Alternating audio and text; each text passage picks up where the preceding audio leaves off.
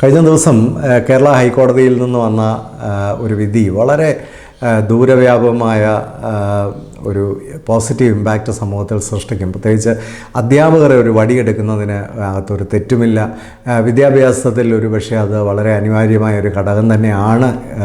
അധ്യാപകർക്കെതിരെ എന്തെങ്കിലും തരത്തിലുള്ള നിയമ നടപടികൾ എടുക്കുകയാണെങ്കിൽ അതൊക്കെ അന്വേഷിച്ച് കൃത്യമായി മനസ്സിലാക്കി അവർക്ക് നോട്ടീസ് കൊടുത്തതിന് ശേഷം മാത്രമേ എടുക്കാവൂ എന്നൊക്കെയുള്ള വളരെ വ്യക്തമായ ഒരു വിധിയാണ് ഇപ്പോൾ വന്നിട്ടുള്ളത്.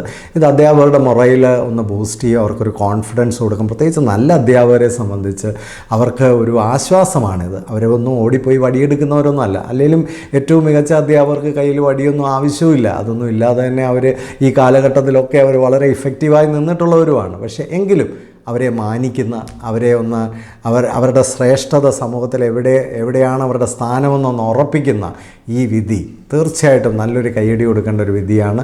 എന്നാൽ ഇത് വടിയെടുത്തതുകൊണ്ട് മാത്രം വിദ്യാഭ്യാസം നന്നാവില്ല, വിദ്യാർത്ഥി നന്നാവില്ല. അതിനെക്കുറിച്ചാണ് ഈ വീഡിയോ സംസാരിക്കുന്നത്.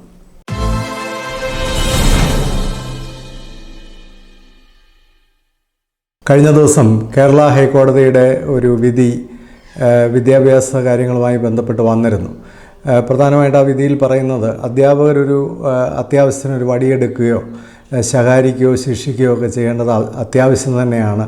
അങ്ങനെയുള്ള കാര്യങ്ങളിലൂടെ വിദ്യാഭ്യാസത്തിൻ്റെ ഭാഗത്ത് സംരക്ഷിക്കപ്പെടേണ്ടതുണ്ട് എന്ന് വളരെ ശക്തമായ ഒരു വിധിയാണ് കേരള ഹൈക്കോടതിയിൽ നിന്ന് വന്നിട്ടുള്ളത്. ഒരു പക്ഷേ ഇന്നത്തെ സാഹചര്യങ്ങളെ മനസ്സിലാക്കി, നമുക്ക് വന്നിട്ടുള്ള അപജയങ്ങളെ മനസ്സിലാക്കി ഈ വിധി ഒരു തിരുത്തലായിട്ടാണ് വന്നിരിക്കുന്നത്. ഒരു പക്ഷേ നല്ലൊരു ശതമാനം നല്ല അധ്യാപകർ കഴിഞ്ഞ കുറേ കാലമായിട്ട് പേടിച്ചും അരണ്ടും ജീവിക്കേണ്ട ഒരവസ്ഥ വന്നിട്ടുണ്ട്. അവർക്ക് പലപ്പോഴും തെറ്റുകൾക്ക് നേരെ കണ്ണടയ്ക്കേണ്ട വന്നിട്ടുണ്ട്. ചിലരൊക്കെ അകാരണമായി നിയമത്തിൻ്റെ കുരുക്കിലും ഒക്കെ പെടേണ്ടി വന്നിട്ടുണ്ട്. പലതരത്തിൽ ആക്ഷേപിക്കപ്പെട്ടിട്ടുണ്ട്. അങ്ങനെ നല്ല അധ്യാപകരുടെ മൊറയിൽ നശിപ്പിച്ച ഒരു കാലഘട്ടത്തിനൊരു തിരുത്തലെന്ന നിലയിലാണ് ഈ വിധി വന്നിട്ടുള്ളതെന്നുള്ളത് വളരെ സ്വാഗതാർഹമായൊരു കാര്യമാണ്. വടി വിദ്യാഭ്യാസത്തെ രക്ഷിക്കുമോ എന്ന് ചോദിച്ചാൽ വടി മാത്രമായിട്ടൊരിക്കലും വിദ്യാഭ്യാസത്തെ രക്ഷിക്കില്ല. പക്ഷേ ഇവിടെ ഈ ഒരു വിധിന്യായത്തിലൂടെ പറഞ്ഞിരിക്കുന്ന കാര്യങ്ങളിൽ ഏറ്റവും പ്രധാനമായ ഒരു കാര്യം, വിദ്യാഭ്യാസം എന്ന് പറയുന്നത് കുറേ എഴുത്തും വായനയും പഠിത്തവും മാത്രമല്ല. വിദ്യാഭ്യാസം എന്ന് പറയുന്നത് കുട്ടികളുടെ സ്വഭാവത്തെ രൂപീകരിക്കുന്നതും കുട്ടികളുടെ ധാർമ്മികതയെ രൂപീകരിക്കുന്നതും കുട്ടികളുടെ അച്ചടക്കവുമായി ബന്ധപ്പെട്ട കാര്യങ്ങളും കുട്ടികളുടെ സമഗ്രമായ വികസനവും ഒക്കെ ഉറപ്പുവരുത്തേണ്ടതാണ്. അവിടെ ശിക്ഷയും ശകാരവും അതുപോലെ തന്നെ അത്യാവശ്യം വേണ്ടി വന്നാൽ അവിടെ ഒരു അധ്യാപകരുടെ ഭാഗത്തു നിന്ന് ശിക്ഷകളൊക്കെ ഉണ്ടാകുന്നതിനകത്ത് ഒരു തെറ്റുമില്ല. അപ്പോൾ അതൊക്കെ വളരെ അപ്രോപ്രിയേറ്റായിട്ട് ചെയ്യുന്ന ഒരു സൊസൈറ്റി ആണെങ്കിൽ അത് ആ വിദ്യാഭ്യാസം തീർച്ചയായിട്ടും ഗുണകരമായിരിക്കും. എനിക്ക് തോന്നുന്നു കഴിഞ്ഞൊരു 20-25 വർഷമായിട്ട് ബാലാവകാശ നിയമങ്ങളെന്നൊക്കെ പറഞ്ഞ് പലതും ഇവിടെ കൊണ്ടുവന്നപ്പോൾ അതൊക്കെ വിദേശ രാജ്യത്തു നിന്ന് കെട്ടിയിറക്കിയതാണ് പലതും. കാരണം നമ്മുടെ ഒരു സൊസൈറ്റിയുടെ റിയാലിറ്റീസ് ഒന്നും മനസ്സിലാക്കാതെ ഞാനൊക്കെ ആ കാലം മുതലേ ഇതിനകത്ത് തെറ്റുകൾ ചൂണ്ടിക്കാണിക്കാറുണ്ട്. ഈ ബാലാവകാശ നിയമം എന്തിനു വേണ്ടിയാണ് കൊണ്ടുവന്നത്? കുഞ്ഞുങ്ങളുടെ സംരക്ഷണം ഉറപ്പുവരുത്താനും കുഞ്ഞുങ്ങളുടെ ഇൻട്രസ്റ്റുകളെ സംരക്ഷിക്കപ്പെടാനും കുഞ്ഞുങ്ങളെ ആരോഗ്യപരമായി വളർത്താനും ആരോഗ്യപരമായി അവരെ ഡെവലപ്പ് ചെയ്യാനും കുഞ്ഞുങ്ങളെ നല്ല മനുഷ്യരാക്കി തീർക്കാനും തടസ്സമായി നിന്നതിനെയൊക്കെയാണ് ബാലാവകാശ നിയമത്തിലൂടെ ക്രമീകരിക്കാൻ ശ്രമിച്ചത്. പക്ഷേ ഇവിടെ സംഭവിച്ചത് എന്താണ്? കുഞ്ഞുങ്ങൾക്ക് കുറേ അവകാശങ്ങളെന്നും പറഞ്ഞ് കുറേ കാര്യങ്ങൾ അവർക്ക് കൊടുക്കുകയും അവരെ ഉത്തരവാദിത്വമില്ലാത്ത, ധാർമ്മികതയില്ലാത്ത, സ്വഭാവമില്ലാത്ത, യാതൊന്നുമില്ലാത്ത ഒരു കൂട്ടമായിട്ട് അവരെ മാറ്റുകയും ചെയ്തു. അതാണ് ഇവിടെ നടത്തിയ പരീക്ഷണങ്ങളുടെ ഒരു റിസൾട്ട്. അതിൻ്റെ ഭരണീയത പോലെ ഇന്ന് നമ്മൾ അനുഭവിച്ചുകൊണ്ടിരിക്കുകയാണ്. എല്ലാ രംഗത്തും വളരെ നിലവാരം കുറഞ്ഞ ഒരു വിഭാഗം കുട്ടികൾ, അല്ലെങ്കിൽ പേടിച്ചരണ്ട് ഇതിൻ്റെയൊക്കെ ഓപ്പോസിറ്റ് അവസ്ഥയിലിരിക്കുന്ന കുറേ, അല്ലെങ്കിൽ മാനസികാരോഗ്യത്തിൽ തകർന്ന കുറേ കുട്ടികൾ, സമഗ്രമായി വളർന്ന വളരെ ചുരുക്കം കുട്ടികളേ ഉള്ളൂ. അത് ആരാണെന്ന് ചോദിച്ചാൽ അത്തരം വീടുകളിൽ നിന്ന്, എന്ന് പറഞ്ഞാൽ വിദ്യാഭ്യാസത്തിൽ എന്തെല്ലാം ബലഹീനതകളുണ്ടോ ആ ബലഹീനതകളെ പരിഹരിക്കാൻ കഴിയുന്ന ഭവനങ്ങളിൽ നിന്ന് വന്ന കുട്ടികൾ മാത്രമാണ് ഈ കാലഘട്ടത്തിൽ പിടിച്ചു നിന്നത്. ബഹുഭൂരിപക്ഷം കുട്ടികളെ, ഒരു പൊതുസമൂഹത്തെ മുഴുവൻ നമ്മൾ നശിപ്പിച്ച് കളഞ്ഞു. അപ്പോൾ അവിടെയാണ് നമ്മൾ ഒരു തിരുത്തലെന്ന നിലയിൽ ഈ ഹൈക്കോടതി വിധിക്ക് വലിയ സൊസൈറ്റൽ ഇമ്പാക്റ്റ് ഉണ്ടെന്നുള്ള കാര്യത്തിൽ ഒരു സംശയവുമില്ല.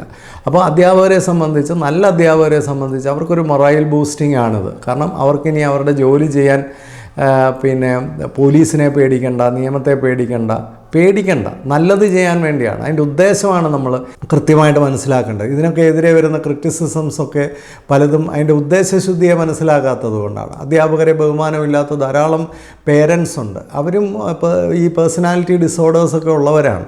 അവരെ പഠിപ്പിച്ച കാലത്ത് അവരെ ക്രമീകരിക്കാനും നന്നാക്കാനും ശ്രമിച്ച അധ്യാപകരോടൊക്കെ വലിയ വിദ്വേഷമുള്ളവരാണ്. അപ്പോൾ അങ്ങനെയുള്ള ഒരു മൈക്രോസ്കോപ്പിക് മൈനോറിറ്റി പറയുന്ന അഭിപ്രായത്തിനല്ല ഒരു പൊതുസമൂഹത്തിൻ്റെ പൊതു താല്പര്യം വിട്ടുകൊടുക്കേണ്ടത്. നമ്മൾ ബഹുഭൂരിപക്ഷം മാതാപിതാക്കളെ സംബന്ധിച്ച്, ഞാനൊരു പേരൻ്റാണ്, അധ്യാപകർ ഒരു നല്ല രീതിയിൽ കുട്ടികളെ ശകാരിക്കുകയും വഴക്കു പറയുകയും അത്യാവശ്യമെങ്കിൽ ശിക്ഷിക്കുകയും ഒക്കെ ചെയ്യുന്നത് ഒരു നല്ല പേരൻറ്റിനെ സംബന്ധിച്ച് മാതൃകാപരമായിട്ട് തന്നെ ആണ്. അത് ആ കാര്യം ഒരു സംശയവുമില്ല. അപ്പോൾ അതിനെ അങ്ങനെ മോശമായിട്ട് ചിത്രീകരിക്കാനായിട്ട് ഒരു മൈക്രോസ്കോപ്പിക് മൈനോറിറ്റി ഇവിടെ ശ്രമിക്കുക. അതുപോലെ തന്നെ ചില പാർട്ടികൾക്കൊക്കെ അവരുടെ ഈ അലവലാതി രാഷ്ട്രീയം നടത്താൻ ഇതൊരു തടസ്സമായി വന്നേക്കാം. അപ്പോൾ ആ പരിപാടികളൊക്കെ അവരുടെയൊക്കെ സ്വന്തം മക്കൾ എവിടെയാണ് പഠിക്കുന്നത്, അവരെ എങ്ങനെയാണ് വളർത്തുന്നത് എന്ന് നോക്കിക്കഴിഞ്ഞാൽ ഇത് പൊരുത്തക്കേടുണ്ട്. വലിയൊരു ഹിപ്പോക്രസി അവിടെ കാണാനായിട്ട് സാധിക്കും. അപ്പോൾ സാധാരണക്കാരൻ്റെ മക്കളെയെല്ലാം നമ്മുടെ രാഷ്ട്രീയം വളർത്താനായിട്ട് നശിപ്പിച്ച് കളയാനായിട്ട് ഇവിടെ ഇല്ല. അതാണ് ആ കോടതി വിധി, വളരെ ശക്തമായൊരു വിധിയാണ്. അതുകൊണ്ട് അധ്യാപകർക്ക് അവരുടെ ഉദ്ദേശശുദ്ധി എന്താണെന്ന് ചോദിച്ചാൽ കുഞ്ഞുങ്ങളെ മെച്ചപ്പെടുത്തിയെടുക്കാൻ വേണ്ടി അതിന് ആവശ്യമെങ്കിൽ, അത് സ്വന്തം മക്കളെ പോലെ തന്നെയാണ് അധ്യാപകർ അവരുടെ കുട്ടികളെ നോക്കുന്നത്. ബഹുഭൂരിപക്ഷം അധ്യാപകരും നന്മയോടുകൂടി പ്രവർത്തിക്കുന്നവരാണ്. അധ്യാപകരുടെ ഇടയിൽ ഒരുപാട് റിഫ്ലക്ഷൻസ് ഉള്ള ഒരാളാണ് ഞാൻ. ഒരുപാട് സ്കൂളുകളുമായി ബന്ധപ്പെടുന്ന ആളാണ്. എപ്പോഴും അധ്യാപകർക്ക് റിസോഴ്സ് പേഴ്സണായി നിൽക്കുന്ന ഒരാളാണ്. ധാരാളം അധ്യാപകർ എനിക്ക് പൊതുസമൂഹത്തിൽ സുഹൃത്തുക്കളായിട്ടും അല്ലെങ്കിൽ ഞാനുമായിട്ട് ഇടപെടുന്നുണ്ട്. അപ്പോൾ അതെല്ലാം വെച്ച് നോക്കുമ്പോൾ അധ്യാപകരെല്ലാവരും തന്നെ, ബഹുഭൂരിപക്ഷം അധ്യാപകരും, പിന്നെ അതിനകത്ത് എക്സെപ്ഷൻസ് ഉണ്ട്. നല്ല കുഞ്ഞുങ്ങളെ നന്നാക്കണമെന്നുള്ള ഒരൊറ്റ ആഗ്രഹത്തിലാണ് അവരെല്ലാം ഇരിക്കുന്നത്. അവരെ സംബന്ധിച്ച് അവർ വടിയെടുത്തോളാൻ പറഞ്ഞ് നാളെ പോയി കുറേ വടിയെടുത്തുകൊണ്ട് വന്ന് ഓടിച്ചിട്ട് അടിക്കുക എന്നൊന്നും അല്ല അതിൻ്റെ ഉദ്ദേശം. അതിൻ്റെ ഉദ്ദേശശുദ്ധി ഇത്രയേ ഉള്ളൂ. അത്യാവശ്യമെങ്കിൽ ഒരു വടിയും അധ്യാപകന് കയ്യിൽ കരുതാം. അതുപോലെ തന്നെ അധ്യാപകനെതിരെ എന്തെങ്കിലും തരത്തിൽ കേസുകൾ വന്നു കഴിഞ്ഞാൽ, ഇപ്പോൾ കുട്ടികൾ എന്താ ചെയ്യുന്നത്, പലതരത്തിൽ കള്ളക്കേസുകളുണ്ടാക്കി അധ്യാപകർക്കെതിരെ പ്രയോഗിക്കുക. അതുപോലെ തന്നെ ഈ സ്കൂളുകളിലെല്ലാം ഒരു ബോക്സ് വെച്ചിട്ടുണ്ട് അധ്യാപകർക്കെതിരെ. നമുക്ക് ആ ബോക്സൊക്കെ അതിൻ്റെ സ്പിരിറ്റിലല്ല പോകുന്നത്. അധ്യാപകർക്കെതിരെയൊക്കെ വളരെ നമുക്കിഷ്ടമില്ലാത്തവർക്കെതിരെയൊക്കെ മോശം എഴുതിയിടുക, അല്ലെങ്കിൽ കള്ളക്കേസുകൾ കൊടുക്കുക, പോസ്കോ കേസിൽ കൊടുക്കാനായിട്ട് കള്ളം പറഞ്ഞ് അധ്യാപകരെ കൊടുക്കുക. അതുപോലെ തന്നെ ആത്മഹത്യാശ്രമം നടത്തുക, പോലീസ് സ്റ്റേഷനിൽ പരാതി കൊടുക്കുക, ചാനലിൽ പോയിരുന്ന സംസാരിക്കുക. ഇതൊക്കെ ഇങ്ങനെയൊക്കെയുള്ള വളരെ വൈകല്യം നിറഞ്ഞ ഒരു സമൂഹം. അത് മാതാപിതാക്കളും കൂടെ കൂട്ടു നിൽക്കുമ്പോൾ അതിൻ്റെ ഒരു അവസ്ഥ എന്താണെന്ന് ആലോചിച്ച് നോക്കുക. ഇനിയും അധ്യാപകർക്കെതിരെ അങ്ങനെ എന്തെങ്കിലും കംപ്ലൈൻറ്റ് വന്നാൽ ആ കംപ്ലൈൻറ്റ് അന്വേഷിച്ച് കാര്യങ്ങൾ ബോധ്യപ്പെട്ട് നോട്ടീസ് കൊടുത്ത് മാത്രമേ അത്തരത്തിലുള്ള എന്തെങ്കിലും നിയമ നടപടികൾ എടുക്കാവൂ എന്നാണ് ഹൈക്കോടതി നിർദ്ദേശിച്ചിരിക്കുന്നത്. അതിന് പോലീസ് മേധാവിക്ക് ഡയറക്ഷൻ കൊടുത്തിട്ടുണ്ട്. എല്ലാ പോലീസ് സ്റ്റേഷനിലും അതിന് അറിയിപ്പ് കൊടുത്തിട്ടുണ്ട്.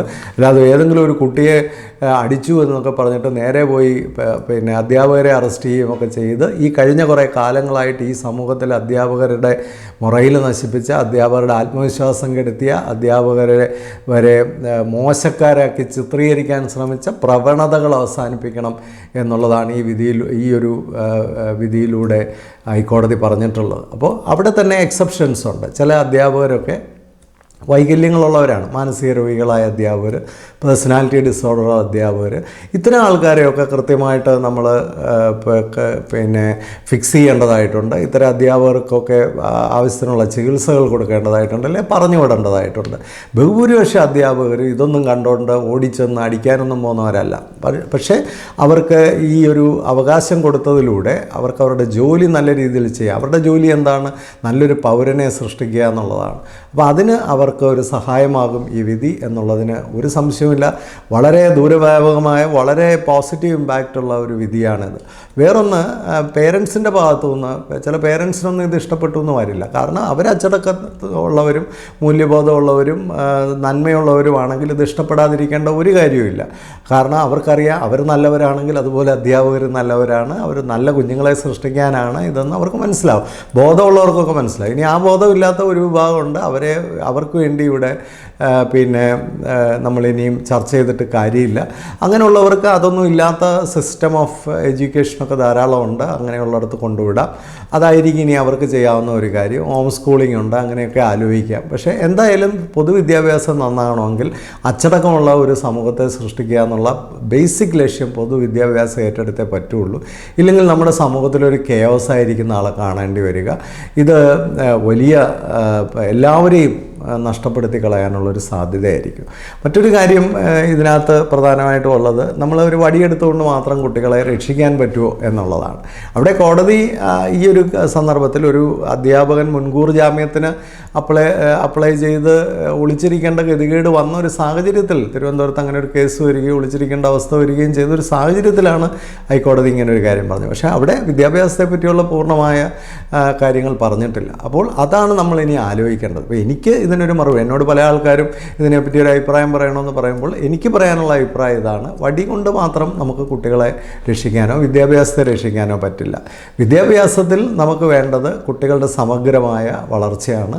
അതിൽ കുട്ടികളെ ക്രമീകരിക്കുക, അച്ചടക്കം, അതൊക്കെ ഒരു ഭാഗമാണ്. വേറൊന്ന് പേഴ്സണാലിറ്റി ഡെവലപ്മെൻറ്റാണ്. കുട്ടികളുടെ ഹാപ്പിനെസ് ഉയർത്തണം, കുട്ടികൾക്ക് നല്ല ആക്ടിവിറ്റീസ് വേണം, കുട്ടികൾക്ക് നൈപുണ്യങ്ങൾ വളരണം, കുട്ടികളുടെ മനോഭാവത്തെ ഉയർത്താനും കുട്ടികളുടെ മൂല്യബോധത്തെ ഉയർത്താനും കുട്ടികളെ കൂടുതൽ ബെറ്ററായിട്ട് സംസ്കരിക്കാനും ഒക്കെയുള്ള സംവിധാനങ്ങളുണ്ടാകണം. ചെറിയ പ്രായത്തിൽ തന്നെ അവരെ പഠിക്കാനൊക്കെ പറ്റുന്ന ഒരു ഓറിയൻറ്റേഷനിൽ അവരെ വളർത്തിക്കൊണ്ടുവരണം. 5ാം ക്ലാസ്സായിട്ടും എഴുതാൻ അറിയത്തില്ല, 10ാം ക്ലാസ്സായിട്ടും കണക്ക് ചെയ്യാൻ അറിയത്തില്ല. ആ കുട്ടിയെ സംബന്ധിച്ച് ക്ലാസ്സിൽ അച്ചടക്കത്തോടെ ഇരിക്കാൻ അതിന് ബുദ്ധിമുട്ട് വരും. അപ്പോൾ ഇങ്ങനെയൊക്കെയുള്ള കാര്യങ്ങൾ ചെറിയ ക്ലാസ് മുതലേ ഓരോ ക്ലാസ്സിൻ്റെയും പ്രാധാന്യം മനസ്സിലാക്കി, ഓരോ സ്റ്റേജിൻ്റെയും പ്രാധാന്യം മനസ്സിലാക്കി വിദ്യാഭ്യാസത്തെ അതിൻ്റെ അടിസ്ഥാനത്തിൽ തന്നെ കറക്റ്റ് ചെയ്യേണ്ടതായിട്ടുണ്ട്. ഇപ്പോൾ ബാല്യത്തിലെ കുഞ്ഞുങ്ങളെ എങ്ങനെ ഓർഗനൈസ് ചെയ്യണം, കൗമാരത്തിൽ കുഞ്ഞുങ്ങളെ എങ്ങനെ ഓർഗനൈസ് ചെയ്യണം, ഒരു സ്കൂളിൽ നിന്ന് 10 12 ഒക്കെ കഴിഞ്ഞ് സമൂഹത്തിലേക്ക് ഇറങ്ങുന്ന കുഞ്ഞുങ്ങൾ എന്തെല്ലാം നൈപുണ്യങ്ങളും അറിവും കഴിവും ഒക്കെ ആയിട്ട് ഇറങ്ങണം. അതുപോലെ അവരുടെ ഒരു ക്യാരക്ടർ ബിൽഡിങ്, അതുപോലെ തന്നെ അവരെ കണ്ടെത്താൻ അവരെ സഹായിക്കണം. കണ്ടെത്താത്ത കുഞ്ഞുങ്ങളാണ് അവർ പുറത്തിറങ്ങി അവരാരാണെന്ന് അന്വേഷിച്ച് നടക്കുന്നത്. നേരെ മറിച്ച് അവർക്ക് അവരാരാണെന്നുള്ളൊരു ബോധത്തോടെ അവരെ സ്കൂളിൽ നിന്നൊക്കെ ഇറങ്ങിപ്പോകാൻ അവസരം കൊടുത്താൽ അവരാ ലക്ഷ്യത്തിലേക്ക് തന്നെ നടന്നു നീങ്ങും. അപ്പോൾ ചെറിയ പ്രായത്തിൽ തന്നെ അവരുടെ നൈപുണ്യങ്ങൾ വളർത്താനും അവരുടെ താലന്തുകൾ കണ്ടെത്താനും അവരെ കൂടുതൽ കഴിവുള്ളവരാക്കി മാറ്റാനും എല്ലാ കുഞ്ഞുങ്ങളിലും ഒരു പോസിറ്റീവ് സെൽഫ് ഇമേജ് ഉണ്ടെങ്കിൽ ഈ നെഗറ്റീവായിട്ട് കുട്ടികൾ പോകത്തില്ല. ഇനി എന്തെല്ലാം ചെയ്താലും അതിനകത്ത് ഫിറ്റാകാത്ത കുറച്ച് കുട്ടികൾ, അത് പണ്ടും ഉണ്ടായിരുന്നു. പക്ഷേ ഇന്ന് അങ്ങനെയല്ല. ഇന്ന് ആ ഫിറ്റല്ലാത്തവരുടെ എണ്ണം കൂടിയപ്പോഴാണ് ഇതെല്ലാം കംപ്ലീറ്റ് ആയിട്ട് തകിടം മറിഞ്ഞത്. അതുകൊണ്ട് വിദ്യാഭ്യാസം അതിൻ്റെ എല്ലാ അർത്ഥത്തിലും, വിദ്യാഭ്യാസം എന്ന് പറയുമ്പോൾ അവിടെ വിദ്യാഭ്യാസം വെളിച്ചമാണ്. ആ ഒരു വെളിച്ചം കുട്ടികളിൽ കിട്ടണം. വിദ്യാഭ്യാസം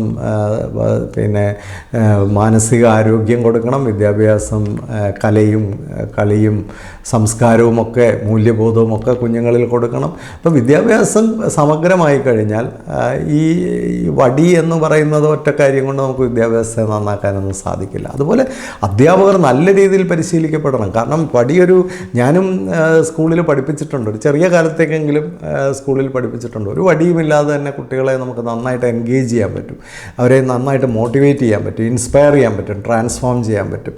പക്ഷേ അതിനൊക്കെ പറ്റണമെങ്കിൽ ചില സൈക്കോളജിക്കലായിട്ടുള്ള ട്രെയിനിങ്ങുകളൊക്കെ അധ്യാപകർക്ക് ആവശ്യമാണ്. പ്രത്യേകിച്ച് അധ്യാപകരുടെ ഇമോഷണൽ ഇൻ്റലിജൻസ്, അധ്യാപകരുടെ പേഴ്സണാലിറ്റി, അധ്യാപകരുടെ വാല്യൂസ്, അധ്യാപകരുടെ പ്രയോറിറ്റീസ്, ഇതൊക്കെ മാറേണ്ടതായിട്ടുണ്ട്. ഇപ്പോൾ പഠിക്കാത്ത ഒരു കുട്ടിയെ പഠിക്കാത്തതിനടിച്ചാൽ അത് വിവരക്കേടാണെന്ന് ഞാൻ പറയും. കാരണം പഠിക്കാൻ ഒരു കുട്ടിയെ പ്രേരിപ്പിക്കേണ്ട ഉത്തരവാദിത്വം, പഠിക്കാൻ ആ കുട്ടിയെ മോട്ടിവേറ്റ് ചെയ്യേണ്ട ഉത്തരവാദിത്വം അതൊരു ടീച്ചറിൻ്റെ കഴിവാണ്. ആ കഴിവ് കുറഞ്ഞു പോയതിന് അതിനോട് ബഹളം വെച്ചിട്ട് കാര്യമില്ല. ഇനി പഠനത്തിൽ ആ കുട്ടിക്ക് എന്തെങ്കിലും വൈകല്യം ഉണ്ടെങ്കിൽ അത് ഒരിക്കലും ഒരു തെറ്റല്ല, അത് ആ കുട്ടിയുടെ ഒരു അവസ്ഥയാണ്. അതിനെ റീഫോം ചെയ്യാൻ എന്തെങ്കിലും ചെയ്യാമെങ്കിൽ ചെയ്യുക, അല്ലെങ്കിൽ അത് പേരൻസുമായിട്ട് ചർച്ച ചെയ്ത് നമുക്ക് അതിനെപ്പറ്റിയുള്ള എക്സ്പെക്റ്റേഷൻസ് കുറയ്ക്കും. ഇപ്പം 4 വാചകമുള്ളൊരു കാര്യം പഠിക്കാൻ കഴിയാത്തൊരു കുഞ്ഞ് 1 വാചകം പഠിച്ചാൽ അത് വലിയ കാര്യമാണ്. അപ്പോൾ അതിന് നമുക്ക് കുട്ടി തെറ്റാണ് ചെയ്തതെന്ന് പറയാൻ പറ്റില്ല. അപ്പോൾ തെറ്റെന്താണ്, തെറ്റല്ലാത്തത് എന്താണ്, ഇതൊക്കെ അറിയണം. ഇതിന് നല്ല ട്രെയിനിങ് അധ്യാപകർക്ക് ആവശ്യമാണ്. അധ്യാപകരുടെ പേഴ്സണാലിറ്റി, അധ്യാപകരുടെ മൂല്യബോധമൊക്കെ ഉയർന്നു നിന്നാലേ ഈ കാലഘട്ടത്തിൽ നല്ല കുട്ടികളെ വാർത്തെടുക്കാനായിട്ട് സാധിക്കുള്ളൂ. അതുപോലെ തന്നെ പേരൻസിനെ ശരിയായ രീതിയിൽ ട്രെയിൻ ചെയ്യണം. കാരണം കുട്ടികളുടെ റീഫോർമേഷനിൽ കുട്ടികളുടെ ഒരു ഫലപ്രദമായ വളർച്ചയിൽ പേരൻസിനെയും കൂടി ട്രെയിൻ ചെയ്യണം. ചെറിയ ക്ലാസ്സുകൾ മുതൽ പേരൻസ് എന്തൊക്കെ കുഞ്ഞുങ്ങൾക്ക് കൊടുക്കണം, എന്ത് കൊടുക്കരുത് എന്നുള്ളത് കൃത്യമായി വളർത്തിക്കൊണ്ട് വന്നെങ്കിൽ മാത്രം. ഇല്ലെങ്കിൽ എന്താ പറ്റുന്നത്, നമ്മൾ പേരൻറ്റിങ് ചെയ്യുന്ന രീതി വളരെ മോശമാണെങ്കിൽ സ്കൂളിലെ അച്ചടക്കത്തിലൊക്കെ കുട്ടി ഫിറ്റാവില്ല. സ്കൂളിൽ അച്ചടക്കം കൊണ്ടുവരാനായിട്ട് ശ്രമിക്കുന്ന അധ്യാപകരോട് കുട്ടിക്കും പേരൻറ്റിനും അരിശം തോന്നാൻ സാധ്യതയുണ്ട്. അപ്പോൾ അത് പേരൻറ്റിങ്ങിലെ ഒരു പ്രോബ്ലമാണ്. പ്രത്യേകിച്ച് അധ്യാപകർ ഒരു കാര്യത്തിനൊന്ന് ശിക്ഷിച്ചാൽ അതിന് കംപ്ലൈൻറ്റുമായിട്ട് വരുന്ന മാതാപിതാക്കൾ ഒരിക്കലും കുട്ടിയോടൊരു നന്മയല്ല ചെയ്യുന്നത്. ഇനി അവിടെ അധ്യാപകരുടെ ഭാഗത്ത് എന്തെങ്കിലും കൃത്യമായ തെറ്റുണ്ട് എന്ന് തോന്നിക്കഴിഞ്ഞാൽ അതൊക്കെ നമുക്ക് പ്രോപ്പറായിട്ടുള്ള ചാനലിലൂടെ വേണം അത് അഡ്രസ്സ് ചെയ്യാൻ. അല്ലാതെ കുട്ടിയുടെ മുമ്പിൽ വെച്ച് അധ്യാപകരെ ആക്ഷേപിക്കുന്ന ഒരു മാതാപിതാക്കൾ ഒരിക്കലും ആ കുട്ടിയോട് നന്മയല്ല ചെയ്യുന്നത്. അതുപോലെ തന്നെ കുട്ടിയെ ഒന്ന് ശിക്ഷിച്ചതിൻ്റെ പേരിൽ തെറ്റായ രീതിയിൽ, ഇപ്പോൾ എനിക്കറിയാം കുട്ടിയെ വഴക്ക് പറഞ്ഞതിൻ്റെ പേരിൽ അത് അധ്യാപകനെ പോസ്കോ കേസിൽ പിടിപ്പിക്കാൻ ശ്രമിച്ച പേരൻസിനെ എനിക്കറിയാം. അവരൊക്കെ എങ്ങനെ രക്ഷപ്പെടാനാണ്? അവരുടെ തലമുറകൾ നശിച്ചു പോയില്ലേ? നല്ലവനായ ഒരു അധ്യാപകനാണ് പോലീസ് അതിക്രൂരമായി കൈകാര്യം ചെയ്ത് ആ പയ്യൻ്റെ ഭാവി പോലും നശിപ്പിച്ചത്. അപ്പോൾ ഇങ്ങനെയൊക്കെയുള്ള ഒരുപാട് വൃത്തികെട്ട കാര്യങ്ങൾ ഈ സമൂഹത്തിൽ ഇതിൻ്റെയൊക്കെ പേരിൽ നടന്നിട്ടുണ്ട്. അതിൻ്റെയൊക്കെ പരിണിത ഫലമാണെന്ന് സമൂഹം അനുഭവിക്കുന്നത്. അതുകൊണ്ട് അധ്യാപകരെക്കുറിച്ച് കുട്ടികൾ എന്തെങ്കിലും വന്ന് പറഞ്ഞാൽ അതൊക്കെ അതിൻ്റെ പ്രോപ്പറായ രീതിയിൽ അന്വേഷിച്ചാൽ അത് കാരണങ്ങളുണ്ടെങ്കിൽ തീർച്ചയായിട്ടും ഇടപെടണം. കാരണങ്ങളില്ല എന്നുണ്ടെങ്കിൽ അതിലൊന്ന് സപ്പോർട്ട് ചെയ്യാനായിട്ട് പോകരുത്. കുട്ടികളെ വൈകാരികമായി ഒരുപാട് സപ്പോർട്ട് ചെയ്ത് ചീത്തയാക്കരുത്.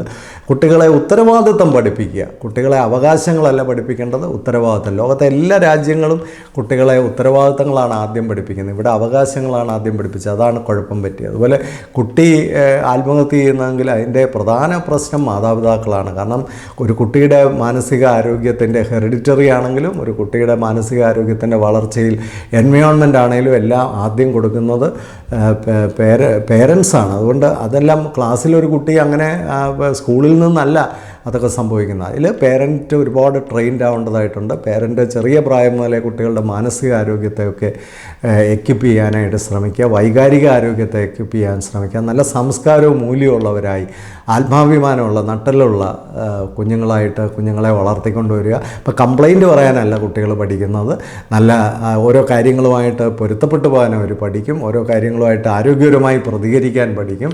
ഓരോ കാര്യങ്ങളുമായിട്ട് അഡ്ജസ്റ്റ് ചെയ്യാൻ പഠിക്കും. നമ്മളെ വഴക്ക് പറയുകയും ക്രമീകരിക്കുകയും രൂപാന്തരപ്പെടുത്തുകയും ഒക്കെ ചെയ്യുന്ന, അല്ലെങ്കിൽ നമ്മളെ ഒന്ന് ശിക്ഷിക്കുന്ന ആൾക്കാരൊക്കെ നമ്മുടെ ശത്രുക്കളല്ലെന്നും അത് നമ്മളെ നന്നാക്കാൻ വേണ്ടി പ്രവർത്തിക്കുന്നവരാണെന്നും ചെറിയ പ്രായം മുതലേ കുട്ടികൾ അറിയണം. ഞാൻ പലപ്പോഴും പേരൻസിനോടൊക്കെ പറയാറുണ്ട്, കുട്ടികളോടും പറയാറുണ്ട്, ദൈവമേ എന്നെ ക്രമീകരിക്കാനും തിരുത്താനും ശിക്ഷിക്കാനും ഒക്കെ കഴിയുന്ന ഒരാളും എൻ്റെ ജീവിതത്തിലുണ്ടാവണേ. സത്യത്തിൽ അങ്ങനെ ഒരാളാണ് നമ്മളാക്കി മാറ്റുന്നത്. അങ്ങനെ ഒരു നല്ല കണ്ണാടി ഇല്ലാത്തതാണ് ഈ കാലഘട്ടത്തിൻ്റെ ദുരന്തം എന്ന് പറയുന്നത്. അതിന് തടസ്സമായി നിന്ന മാതാപിതാക്കളും അതിന് തടസ്സമായി നിന്ന സമൂഹവും വളരെ മോശപ്പെട്ട രീതിയിലാണ് പല പോലീസുകാരും അധ്യാപകരോടൊക്കെ ഇടപെട്ടിട്ടുള്ളത്. അതൊക്കെ അവൻ്റെ ഉള്ളിലെ വൈകല്യങ്ങളാണ് പുറത്തു വന്നത്.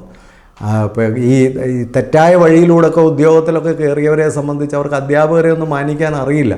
അധ്യാപകരെ എല്ലാവരും മാനിക്കണം. പുരോഹിതന്മാരെ അധ്യാപകരെ മാനിക്കണം, രാഷ്ട്രീയ നേതാക്കന്മാരെ അധ്യാപകരെ മാനിക്കണം, സമൂഹത്തിലുള്ള എല്ലാവരും അധ്യാപകരെ മാനിക്കണം. അധ്യാപകൻ ഉയർന്നു നിൽക്കാത്ത ഒരു സമൂഹവും തല ഉയർത്തി നിന്നൊരു ചരിത്രമില്ല. ഇന്ന് തല കുനിച്ച് ഈ സമൂഹം നിൽക്കുന്നതിൻ്റെ ഗതികേട് എന്താണെന്ന് ചോദിച്ചാൽ നമ്മൾ അധ്യാപകരെ നിന്ദിച്ചതിൻ്റെ ഫലമാണ്. ഇനിയെങ്കിലും അതിനൊരു തിരുത്തലുണ്ടാകട്ടെ. ഈ വിധി ഒരു വളരെ പോസിറ്റീവ് ഇമ്പാക്റ്റ് ഈ സമൂഹത്തിൽ കൊടുക്കുമെന്ന് ചിന്തിക്കുകയാണ്. എന്നും പറഞ്ഞ് ഇതല്ല ഇതിന് ഇത് മാത്രമല്ല ഇതിന് പരിഹാരം. സമഗ്രമായ ഒരു മാറ്റം നമ്മുടെ വിദ്യാഭ്യാസത്തിലുണ്ടാവണം. നമ്മുടെ ഓരോ കുഞ്ഞുങ്ങളെയും മികച്ച വ്യക്തിത്വങ്ങളാക്കി, ആരോഗ്യമുള്ള വ്യക്തിത്വങ്ങളാക്കി, അല്ലാതെ എനിക്ക് കുറച്ച് ബലമുണ്ട് അതുകൊണ്ട് മറ്റുള്ളവൻ്റെ തലയടിച്ച് പൊട്ടിച്ചേക്കാമെന്ന് ചിന്തിക്കുന്ന കുഞ്ഞുങ്ങളെ അല്ല ഈ സമൂഹത്തിൽ വളർത്തേണ്ടത്. എനിക്ക് ബലമുണ്ടെങ്കിൽ ആ ബലം കൊണ്ട് ബലമില്ലാത്തവന് സഹായമായി മാറണം.